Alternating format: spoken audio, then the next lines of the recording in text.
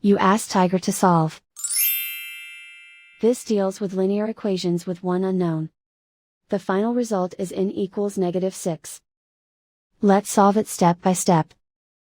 Group all constants on the right side of the equation. Subtract 9 from both sides. Group like terms. Simplify the arithmetic.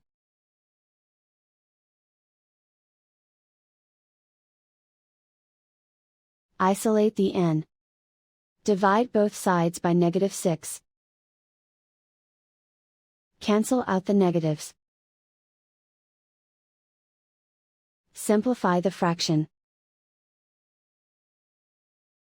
Move the negative sign from the denominator to the numerator. Find the greatest common factor of the numerator and denominator.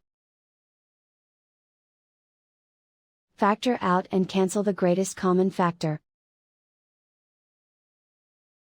And so the final result is n equals -6.